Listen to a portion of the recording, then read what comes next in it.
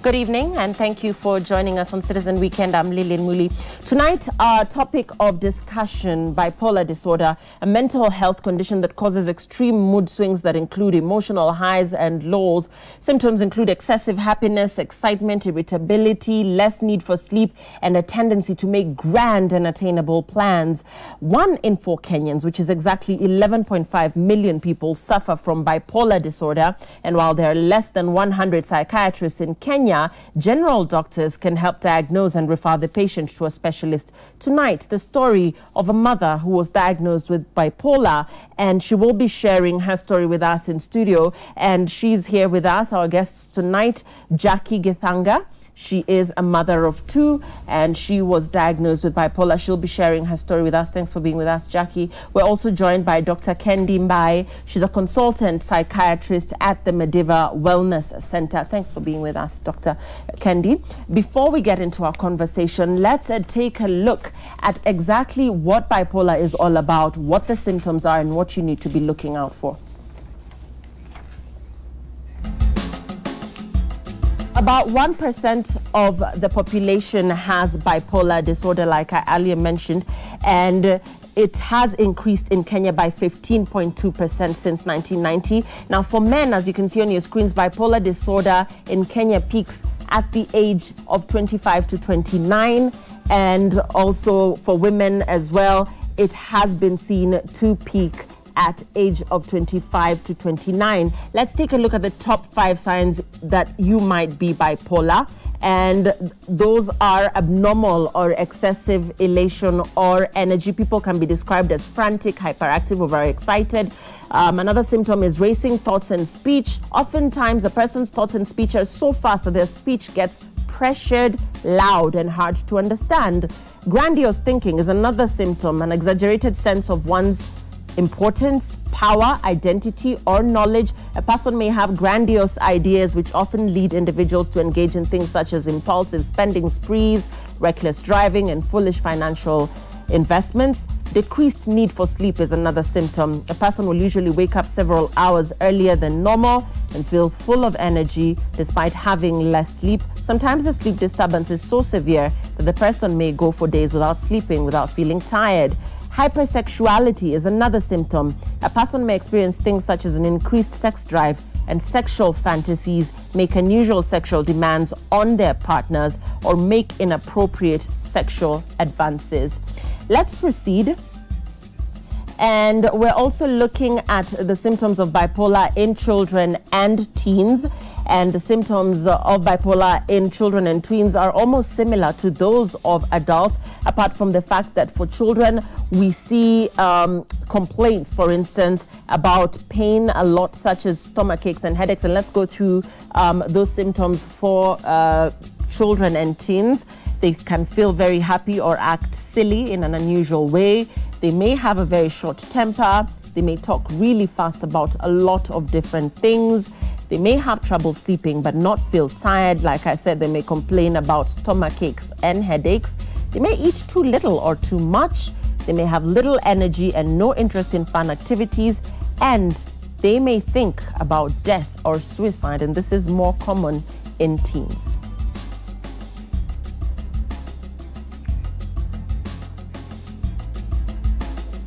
So those are some of the symptoms, some of the signs to look out for. And if you have an experience with bipolar, we invite you to share that with us. Or if you know somebody that might have gone through this, we invite you to share that with us using 22422. With us, Jackie Githanga. And Jackie, many thanks for coming to share your story with us here in studio.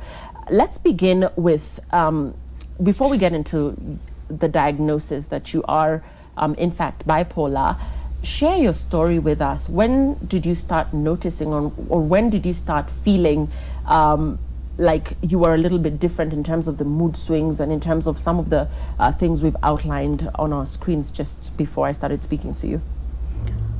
I will say I was diagnosed some time back when I was in college, but I did not take it seriously because I was in my rebellious stage. So I was diagnosed by a doctor after I had some character problems in college.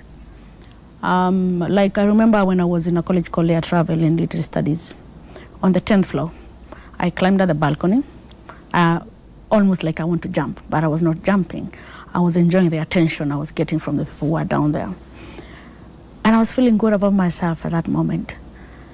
And the director then called my parents and told my parents, this girl needs to go for psychiatric help. And I went.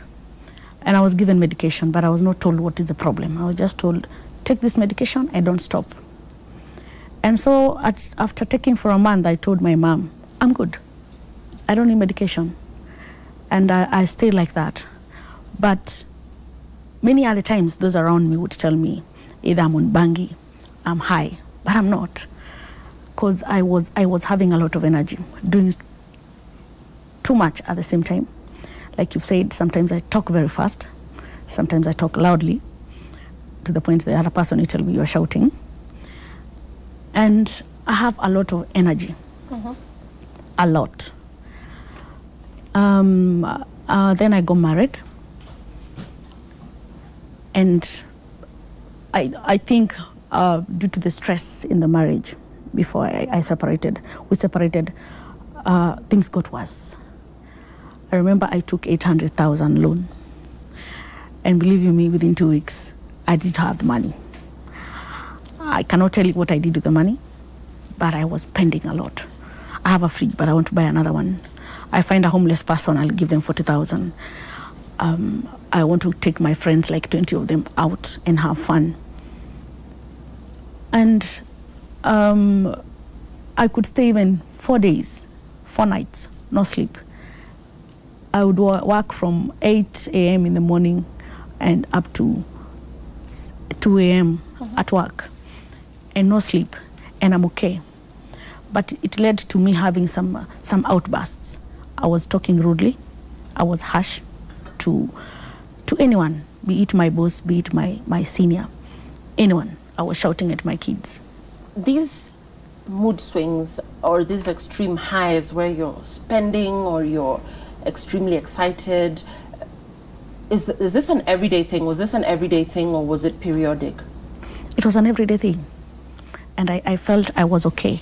I felt I was in control of my life. I felt I was on top of the world. Everything was going according to what I want.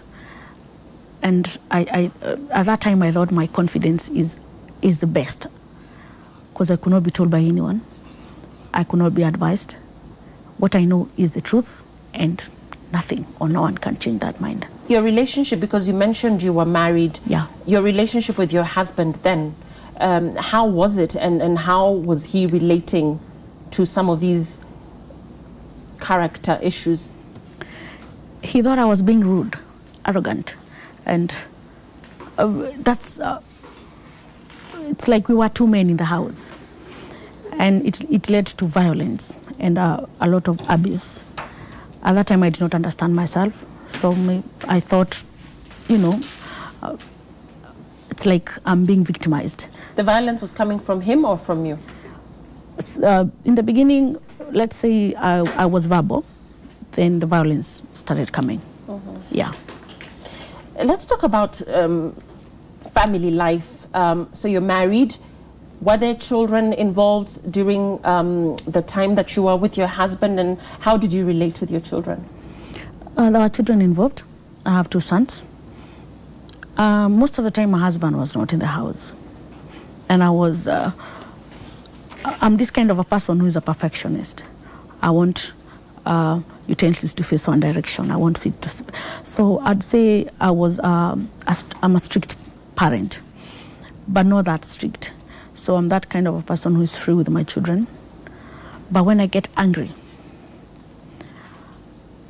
I remember there's a time I beat my son so badly that when it hit me, I had to stop. And that's the time I started realizing there's something wrong with me. Yeah. When you look back at your life, Jackie, is there something that could have happened when you were growing up that could have made you the way you are? Is there something that you went through that could have changed you emotionally, perhaps subconsciously, that you were not aware changed you? I'll say my childhood was okay. There was nothing major in my childhood that happened in my childhood. Maybe it came later in my marriage or something, but since I was a young girl, I was that kind of a person, energetic, hyper. Because I believe if I was to go back to my high school, they would lock the gate. Because there's that book we call Blacklist in high school. I must have been there. Yeah. Yeah, because I was just a troublemaker. What about your parents? How were they relating to these outbursts? And were they concerned? Did any of your parents actually come out and say, Jackie, we think something is wrong?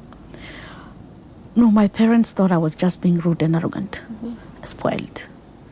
Yeah, they did not understand. Yeah. So many other times I was getting caned, punished. We were always quarreling with my mom because my dad is a quiet person.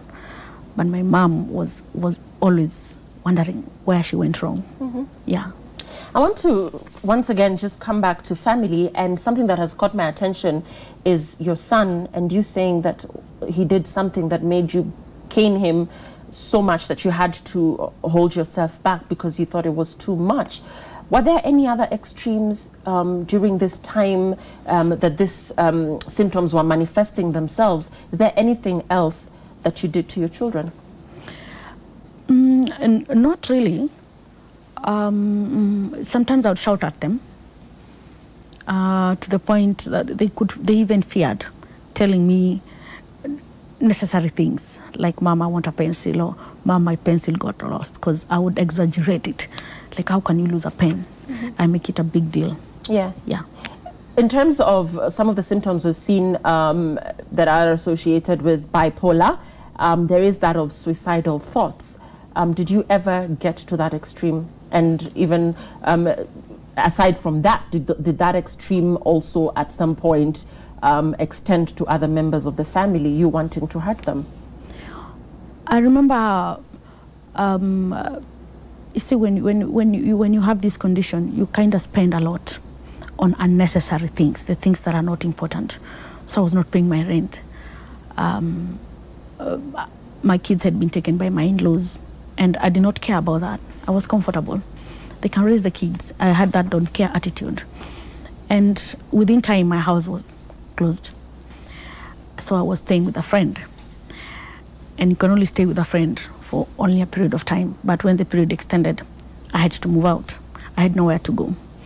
And at that time, I remember it was some time for holiday time. So the kids came to visit. I had nowhere to take them.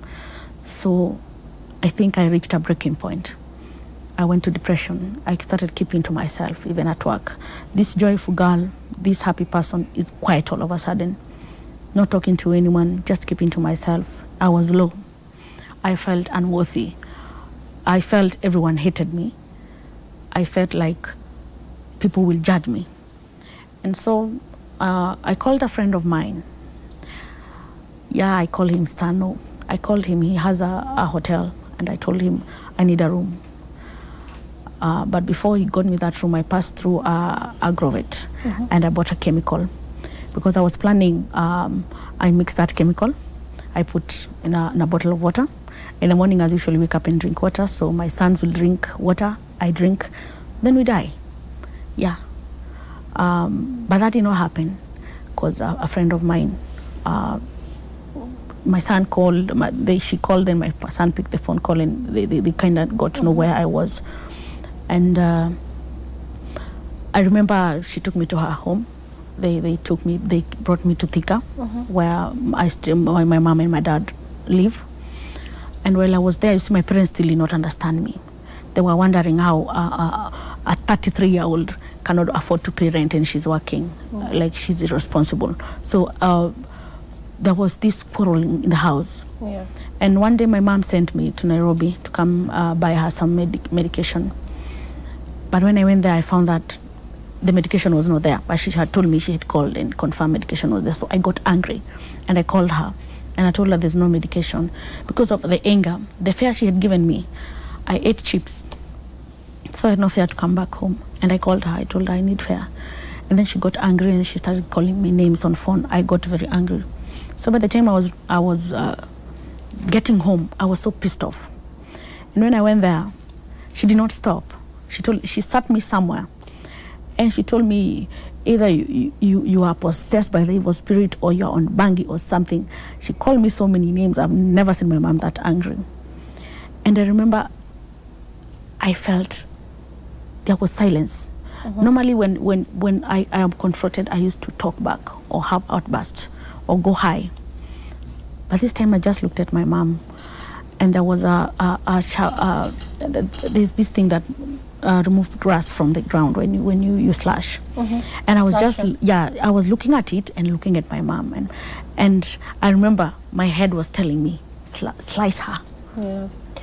So these extreme, and now, I mean, you can get a scope from what Jackie is telling us of the extremes in terms of the temper, in terms of the happy times, and in terms of even having thoughts that can be lethal towards loved ones, such as the case with your mother and with your children. Thanks for sharing that, Jackie. I'll come back to you with more. And now to you, Dr. Kendi Mbai. Dr. Kendi Mbai is a consultant psychiatrist at Mediva Wellness Center.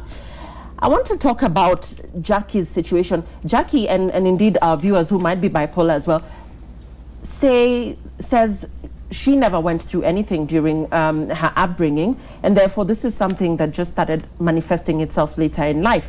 Therefore, for people who might be displaying such symptoms, what triggers this? Is this genetic? Is this due to stress-related factors? What exactly triggers this?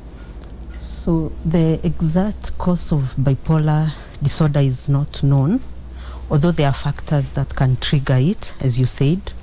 We have biochemical factors, we have neurotransmitters that have been implicated, we have noradrenaline, we have serotonin, and we also have dopamine, which play a great role in the development of this illness, and that is where even our medications target mostly.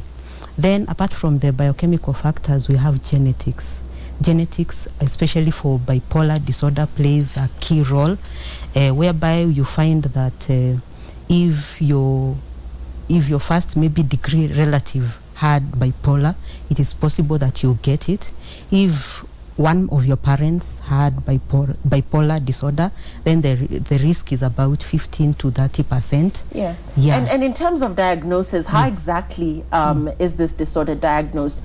Jackie here tells me that all along, everybody just thought she was rude. Everybody just thought she had an attitude. Her parents, her husband, everybody just thought she was spoiled. And that she had an attitude. So in terms of diagnosis, how are you able to actually zero in on the fact that this is bipolar? So bipolar disorder is diagnosed mostly from the history, how the patient presents. For example, Jackie, she comes in, she's been high, and maybe at times having elated mood. At times you have an expansive or irritable mood. Other times you might be there is decreased need for sleep. So all those symptoms combined together, and then you also try and find out from the social functioning, occupational functioning, is it affected? And these symptoms, how long have they been there? If this patient has been experiencing these symptoms, for example, for a manic episode, we diagnose it.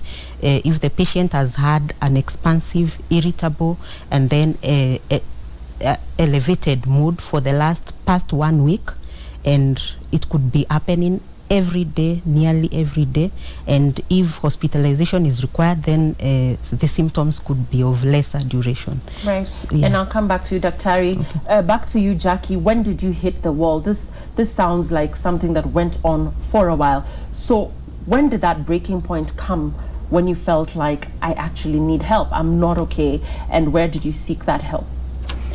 Well, that night when I almost hugged my mom, I decided to walk out. From my home to where Mediva Center is almost, it's like from Thika town to, it's a long distance. I cannot be able to tell how long, because it was around 11 p.m. Somebody who knows Landless, it's not a very safe place in Thika. So I walked.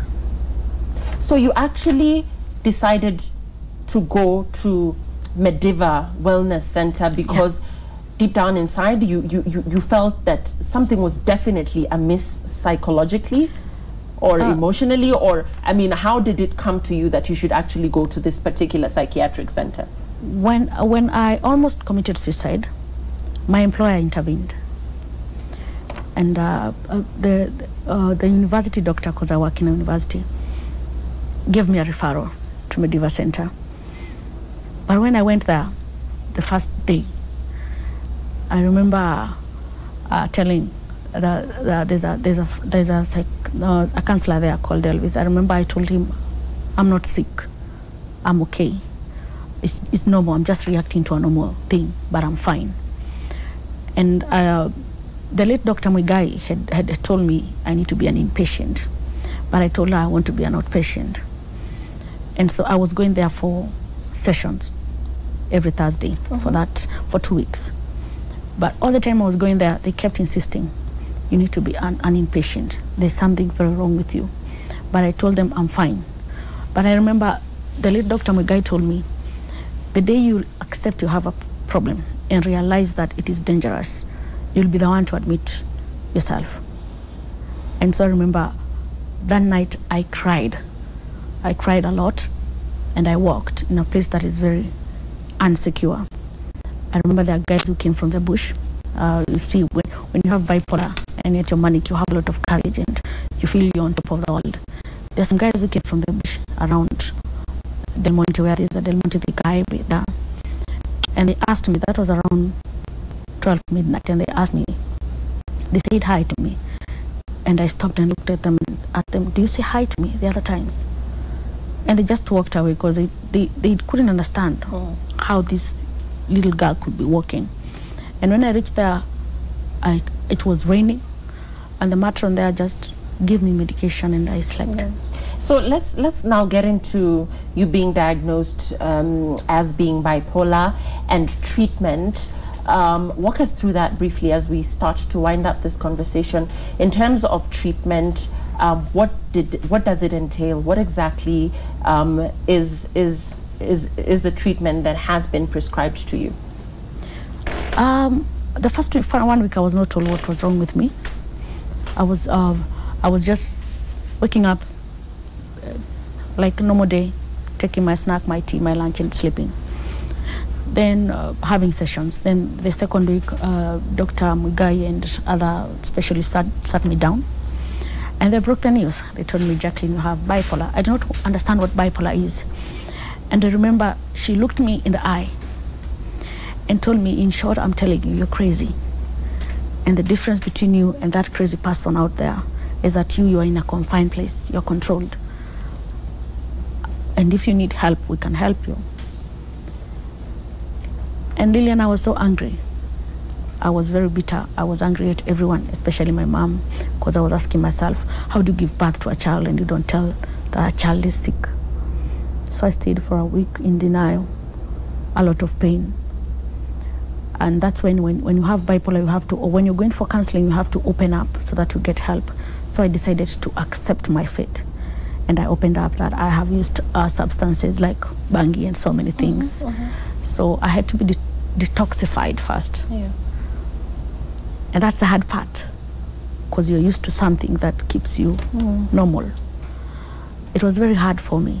I couldn't speak, I couldn't walk. I'm coming back to you. Dr. Jackie has zeroed in on substance abuse. Yes. And I want you to talk briefly about substance abuse for persons that may be bipolar, and how this can actually feed this monster even more, or whether or not it's a good coping strategy for people who are bipolar, whether it's alcohol, whether it's bang, as in the case of Jackie here at some point.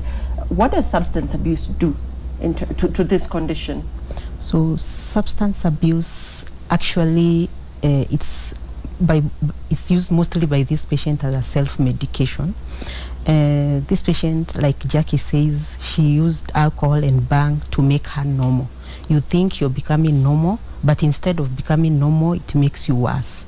The substances make you depressed and even worsen your depression instead of even improving the symptoms.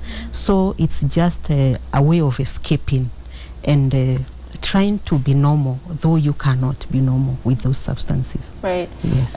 Thanks for that. Jackie, treatment-wise, when you finally did start getting treatment, how do you feel now? Do you have episodes when you feel, despite the fact that you are under treatment, if you are, that the symptoms are manifesting themselves again, or do you have this condition now under control? I'll say, since I've accepted myself, I will say I'm 50-50. I have it under control, and sometimes I don't.